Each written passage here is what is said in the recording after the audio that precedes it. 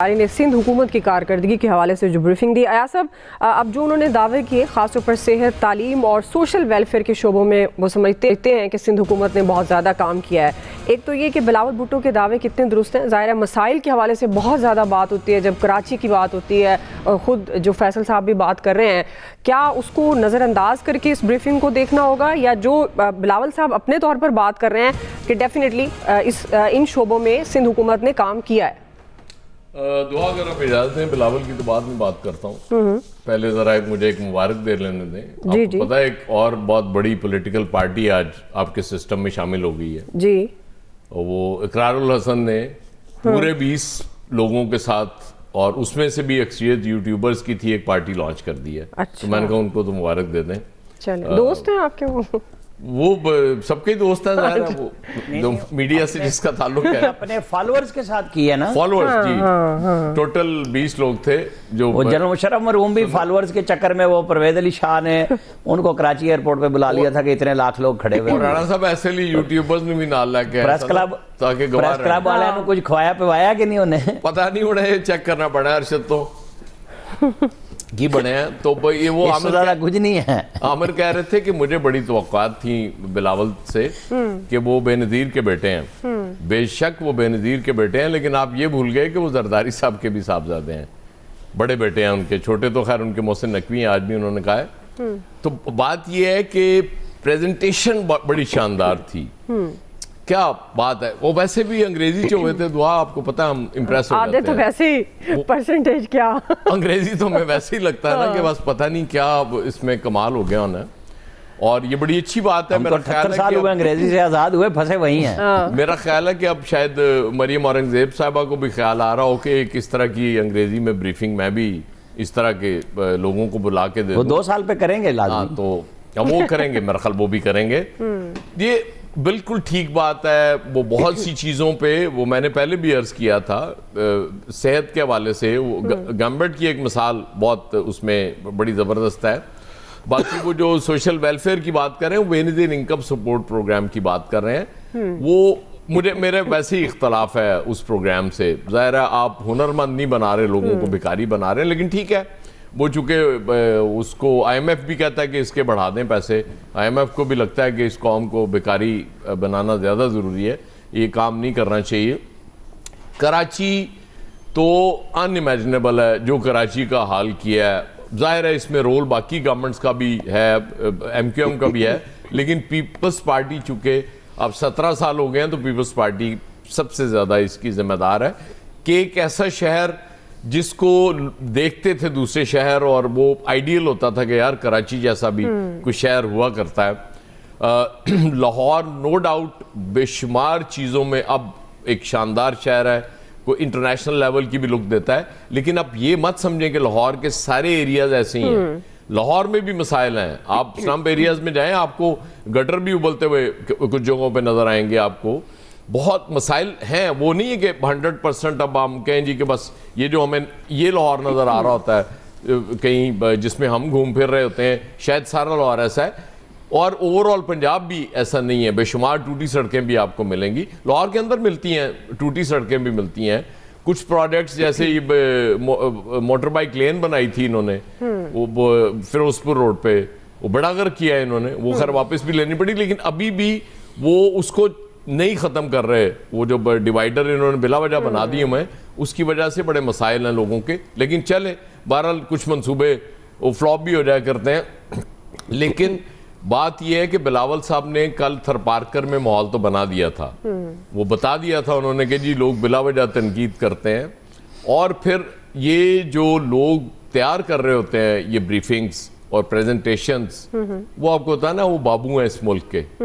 वो बेहतरीन चीज़ें, बेहतरीन अल्फाज, बेहतरीन फिगर्स ला के रख देते हैं, और वो ज़ाहिर है देखने वाला और सुनने वाला कहता है कि वाह वाह वाह कमाल। और फिर अंग्रेजी जो हुए तो मैं तो पहले ही दसिया कि वैसे ही अद्धे थे, 50% थे अंग्रेजी की वजह तो इंप्रेस हो जाने कि यार वो कोई कमाल ही चीज़ होनी है। तो बहरहाल जितने दावे हैं उतना नहीं है, लेकिन ये बिल्कुल ठीक है। वो वहाँ के रहने वालों को शिकायतें होती हैं देखिए ना, सबसे ज्यादा गाली हुक्मरान को पड़ती है पूरी दुनिया में, चाहे वो बेहतरीन भी काम कर रहा हो। बिल्कुल, वो तो अपनी जगह मौजूद है, लोगों को ज़ाहिर तवक्कुआत बहुत ज्यादा होती हैं, लेकिन स्टिल अब पीपल्स पार्टी ने कुछ करना बहरहाल शुरू किया है। ठीक। और अल्लाह करे कि कराची पे भी उनकी नजर पड़ जाए और एक दिन यहाँ बैठ के फैसल कह रहे हो कि यार वाह वाह वाह, पीपल्स पार्टी जैसी तो पार्टी है ही नहीं। मैं उस दिन का इंतजार कर। सही जी। शकील अंजुम साहब, आपको लगता है पीपल्स पार्टी के दौरे हुकूमत में ये दिन आएगा वाह वाह करने वाला? शकील अंजुम साहब, दुआ एक बात एयाज साहब के लिए एक बात अच्छा शकील साहब एक मौका दे दें फैसल साहब को। जी जी जी जी, एक जुमला। जी जी। एयाज साहब कह रहे हैं ना, कह रहे हो कि वाह वाह क्या पार्टी, जो हालात चल रहे हैं ना, हो सकता है कुछ दिनों में यह कहना पड़ेगा। अच्छा जी शकील अंजुम साहब। अच्छा देखिए दुआ, थोड़ा सा हम इसके सियाक व सबाक में जाते हैं कि ज़रूरत क्यों पेश आई इस प्रेजेंटेशन की। क्योंकि कल जो बिलावल भुट्टो ने, जैसे खान साहब ने भी जिक्र किया, थरपारकर में जो तकरीब थी उससे खिताब किया, उसमें उन्होंने कहा कि कुछ कुव्वतें, लेकिन उन कुव्वतों का नाम नहीं उन्होंने बताया कि वो सिंध के हकूक़ पर और वसाइल पर डाका डालना चाहती हैं और उन्हें इस्लामाबाद की तरफ लेकर जाना चाहती हैं। तो जाहिर है इससे पहले जब 27वीं तरमीम आई थी तो उसके बाद 28वीं का शोर मच गया था और उसमें ये कहा जा रहा था कि NFC अवार्ड में जो है वो तरमीम की जा रही हैं और शायद सूबों का जो शेयर है वो कम किया जाएगा।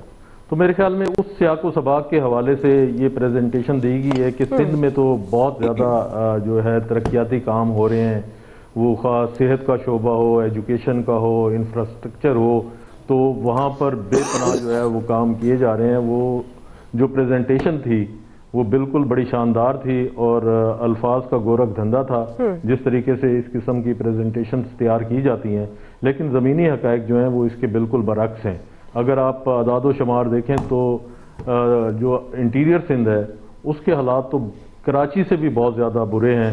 दही सिंध में जो गुर्बत की शरह है वो 53% है इस वक्त, 53% जो है वो जो है गुर्बत की शरह है। इसी तरह बेरोज़गारी की शरह भी वहाँ पर बहुत ज़्यादा है और जो हारी हैं वो सारा दिन जो है वो मेहनत मजदूरी करते हैं और जो वडेरा है वो उनको आंख दिखाता है और कहता है कि पीपल्स पार्टी को ही वोट देना है, लिहाजा वहाँ पर उनका कोई कंपिटिटर भी नहीं है इस एतबार से, और जो पीपल्स पार्टी के उम्मीदवार हैं वो बासानी वहाँ से जीत भी जाते हैं। तो दूसरी तरफ देखें जो मेट्रोपॉलिटन शहर है, जो सूबे का जो सबसे बड़ा शहर है कराची, जो फेस है, वहाँ की जो सूरत हाल है वो मेरे ख्याल है इंटीरियर सिंध से भी बुरी है। आप एयरपोर्ट से जो ही बाहर निकलते हैं आपको गंदगी के ढेर नज़र आते हैं और 70 साल में 75 साल में हम कराची की आवाम को पीने का पानी नहीं दे सके हैं।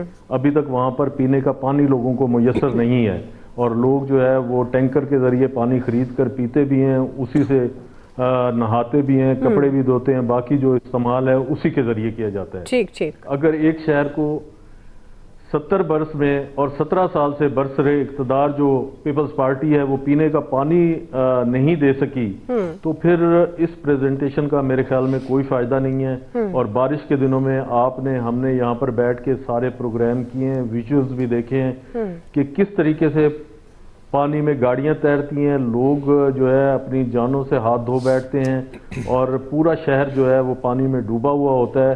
तो इस सारी सूरत हाल में इस प्रेजेंटेशन के बजाय यहाँ इस्लामाबाद देने के, तो बिलावल भुट्टो साहब कराची जाते, वहाँ पर जाकर जो ऑन ग्राउंड मसाइल हैं उनके भी कुछ विजुअल्स जो हैं वो मंगवा लेते और देखते और उसके बाद जो है ये ब्रीफिंग दी जाती, तो मेरा ख्याल है फिर कंपैरिजन करना आसान होता, उनके लिए भी, हमारे लिए भी और आवाम के लिए भी।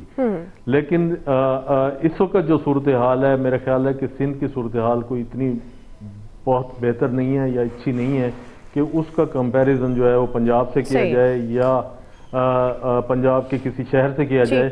जिस तरीके से फैसल ने कहा कि वहाँ की आवाम जो है या लोग जो हैं वो ये नहीं कहते कि वाकई कराची जो है वो पंजाब से बेहतर है या लाहौर से बेहतर है। जब वहाँ पर लोग ये कहना शुरू कर देंगे तो मेरा ख्याल है फिर हम भी ये कहेंगे कि वाकई पीपल्स पार्टी की गवर्नमेंट ने जो है वहाँ पर कमाल कर दिया है और लोगों के मसाइल को हल किया है। ठीक। वहाँ पर लोगों को बुनियादी सहूलियात फराहम बिल्कुल। की हैं, पीने का पानी सही। दिया है, साफ पानी दिया है। तो उस सूरत हाल में जो है फिर हम और आप ये कहेंगे कि वाकई पीपल्स पार्टी ने सिंध में कमाल कर दिया है ठीक। और उसने अपनी गवर्नमेंट को जस्टिफाई किया। नहीं, हम सही। तो फिर भी यही कहेंगे लाहौर लाहौर है। सही।